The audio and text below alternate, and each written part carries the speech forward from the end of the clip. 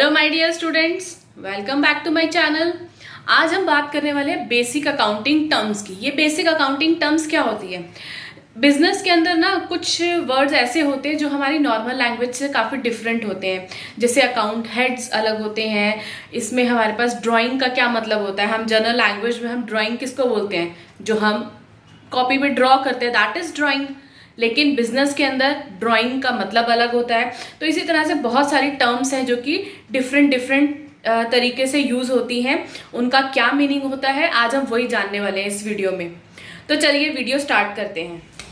First होती है हमारी बिजनेस ट्रांजैक्शन। बिजनेस ट्रांजैक्शन क्या होती है? हम बिजनेस के अंदर कई तरह की एंट्रीज करते हैं। जैसे कि हमने मनी की टर्म्स में जितनी भी ट्रांजैक्शंस होंगी उनको एंटर करेंगे। हमने इसकी डेफिनेशन में पढ़ा था। तो हमने उन इवेंट्स को जब हम अपनी बुक्स के अंदर एंटर करते हैं कि हमने कहीं पर पैसे खर्च किए या कहीं से पैसे हमारे पास आए, तो ये सारी क्या होती है? हमारी बिजनेस ट्रांजैक्शंस होती हैं। इनको हम डिफरेंट डिफरेंट हेड्स के अंदर एंटर करते हैं। सेकेंड टर्म होती है हमारी अकाउंट। अकाउंट क्या होता है? हम बिजनेस के अंदर हर एक एंट्री को एक पर्टिकुलर हेड के अंदर डालते हैं। फॉर एग्जाम्पल, जैसे हमने फर्नीचर परचेज किया किसी भी बिजनेस के लिए, तो हम उसको फर्नीचर अकाउंट में डालेंगे। हमने मशीनरी परचेज की, हम मशीनरी अकाउंट में डालेंगे। हमने बैंक से लोन लिया तो हम उसे लोन अकाउंट में डालेंगे। हमने कोई इलेक्ट्रिसिटी बिल पे किया तो उसे इलेक्ट्रिसिटी एक्सपेंसेस अकाउंट में डालेंगे। तो ये सारे क्या होते हैं? These are called the account. जिन अलग अलग हेड्स होते हैं जिनके अंदर हम सारी ट्रांजैक्शंस को एंटर करते हैं। थर्ड आता है हमारे पास कैपिटल। कैपिटल क्या होती है? कैपिटल वो अमाउंट होता है जो एक ऑनर ने बिजनेस को स्टार्ट करते टाइम अपने बिजनेस के लिए इन्वेस्ट किया था। जैसे कोई मनोहर लाल नाम का एक पर्सन है, उसने अपना बिजनेस स्टार्ट किया। मनोहर लाल ने अपना बिजनेस स्टार्ट किया था 2 लाख रुपीज इन्वेस्ट करके। तो वो क्या है? वो जो 2 लाख रुपीज उसने अपने बिजनेस में इनिशियली लगाए थे, that is called the capital. This is called the liability for the business. ये हम आगे पढ़ेंगे कि इसे लायबिलिटी हम क्यों बोलते हैं। फोर्थ पॉइंट होता है ड्रॉइंग्स। ड्रॉइंग्स क्या होता है? हमने अपने बिजनेस के अंदर जो अमाउंट इन्वेस्ट किया वो हमारा कैपिटल है। अभी हम अपने बिजनेस के अंदर कभी कुछ पर्सनल यूज के लिए कुछ भी विड्रॉ करते हैं। जैसे मनोहर लाल एक बिजनेस ऑनर है, उसने अपनी 2 लाख रुपए की कैपिटल इन्वेस्ट करके अपने बिजनेस को स्टार्ट किया था। अब उसे अपने पर्सनल यूज के लिए कुछ पैसों की जरूरत पड़ी, तो उसने क्या किया? बिजनेस से वो पैसे ले लिए। उसको 10,000 रुपीज चाहिए थे, उसने अपने बिजनेस से 10,000 रुपीज लिए। तो ये जो ड्रॉइंग्स होती हैं, ये होती है amount withdrawal from the business for personal use. यानी उसने अपने पर्सनल यूज के लिए जो भी अमाउंट विड्रॉ किया वो होगा हमारा ड्रॉइंग्स। उसके बाद नेक्स्ट टर्म होती है हमारी liabilities. Fifth point is liabilities.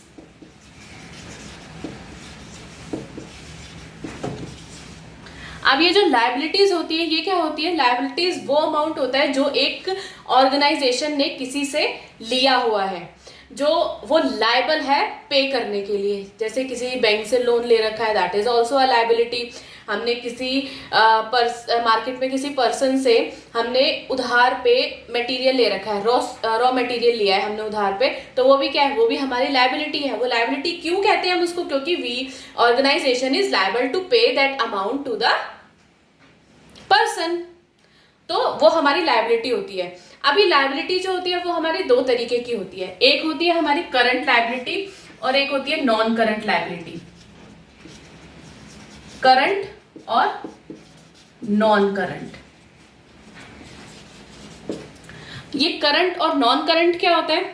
Current liability यानी जो लेस देन 1 ईयर के लिए हमारे पास होती है। हमने कोई रॉ मटेरियल लिया, उसकी पेमेंट हमने 4 से 6 महीने में कर दी, तो that is a current liability. या हम और नॉन करंट क्या होती है? जब हम पे करते हैं किसी को amount more than a year, 1 साल से ज्यादा में हम किसी को कोई अमाउंट पे करते हैं, तो वो हमारा आता है नॉन करंट लायबिलिटी के अंडर। जैसे हमने बैंक से लोन लिया हमने 5 साल के लिए, तो हम बैंक को अब 5 साल के अंदर ही सारी पेमेंट करेंगे, तो वो एक लॉन्ग टर्म के लिए चल रही है लायबिलिटी, तो उसको बोलते हैं नॉन करंट लायबिलिटी। ठीक है, करंट लायबिलिटी क्या होगी हमारी, जो कि छोटे टाइम पीरियड के लिए है, यानी कि लेस देन 1 ईयर, और हमारी नॉन करंट लायबिलिटी क्या हुई, जो कि मोर देन 1 ईयर के लिए होती है। ठीक है, इतना समझ में आया आपको। 6th पॉइंट होता है हमारा असेट्स। असेट्स क्या होती है, असेट्स एक बिजनेस की फिनेंशियल पोजीशन को बताती हैं, वो उसकी प्रॉपर्टी होती है। एक बिजनेस ऑर्गेनाइजेशन के लिए जो प्रॉपर्टी है उसे हम असेट बोलते हैं। ये असेट हमारी 3 तरीके की होती हैं। फर्स्ट होती है हमारी फिक्स असेट्स।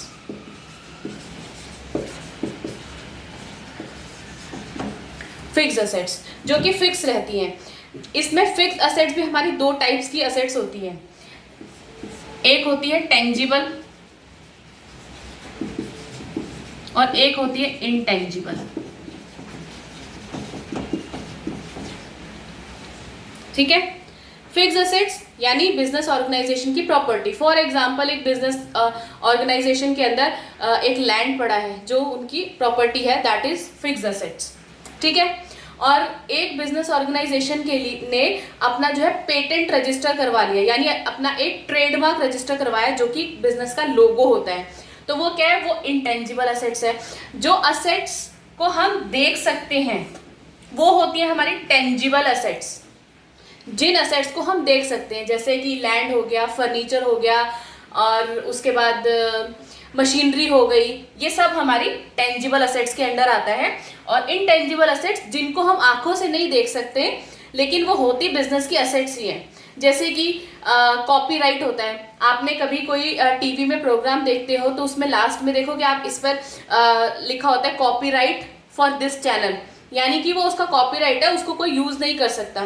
तो वो क्या एसेट्स हमें दिख नहीं रही है लेकिन वो बिजनेस की असेट है। उसके बाद बी पॉइंट है हमारा फिक्स असेट्स के बाद आती है करंट असेट्स। करंट असेट्स जो कि चेंज होती रहती है एक साल के अंदर। चेंज कैसे होती है, अभी किसी ऑर्गेनाइजेशन ने रॉ मटेरियल लिया, ठीक है, रॉ मटेरियल लिया, वो चेंज हो गया। अभी रॉ मटेरियल हमने 5 लाख का लिया, फिर 6 लाख का हो गया, कम भी हो गया, कभी 3 लाख का रॉ मटेरियल पड़ा है, कभी 10 लाख का रॉ मटेरियल पड़ा है। क्या है, वो एक साल में चेंज हो रहा है। तो जो असेट्स हमारी चेंज हो रही हैं वो सब क्या होती है, हमारी करंट असेट्स। और इसके बाद आती है हमारे पास फिक्टिशियस असेट्स।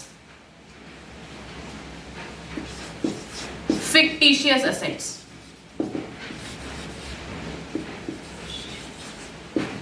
फिक्टिशियस असेट्स क्या होती है, वो असेट्स जो कि ना तो फिक्स होती है ना ही करंट होती है, उनको हम फिक्टिशियस असेट बोलते हैं। वो डेफर्ड पेमेंट्स होती हैं। जैसे कि किसी भी ऑर्गेनाइजेशन ने अपने सेल को इंक्रीज करने के लिए एडवर्टाइजमेंट दिया। अब एडवर्टाइजमेंट के लिए तो अच्छा खासा एक्सपेंस किया होगा उन्होंने, वो क्या है, वो और वो एडवर्टाइजमेंट जब हमने की, जितनी देर वो प्ले हुई उसके बाद वो खत्म हो गई, लेकिन वो क्या है, वो उस बिजनेस ऑर्गेनाइजेशन की असेट है, वो उसको कोई और यूज नहीं कर सकता, लेकिन वो उसके पास रही भी नहीं, है ना। तो जो असेट्स बिजनेस ऑर्गेनाइजेशन के लिए एक बार यूज करने पर खत्म हो जाती है, उनको हम बोलते हैं फिक्टिशियस असेट्स।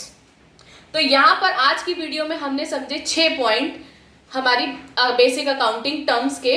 इसके आगे और भी बहुत सारे पॉइंट्स हैं जो मैं अगली वीडियो में बताऊंगी, क्योंकि एक ही वीडियो इतनी लंबी बनाना पॉसिबल नहीं है। तो अगर आपको इसमें किसी में भी कोई डाउट है तो मुझे कमेंट करके बताइएगा, और अगर आपने अभी तक मेरा चैनल सब्सक्राइब नहीं किया है तो सब्सक्राइब और अपने फ्रेंड्स के साथ शेयर करो प्लीज़। ये वीडियो को आगे तक, बहुत आगे तक पहुंचाओ, ताकि सब इस वीडियो को देखकर बहुत सारी चीज़ें सीख सकें। Thank you so much, bye bye.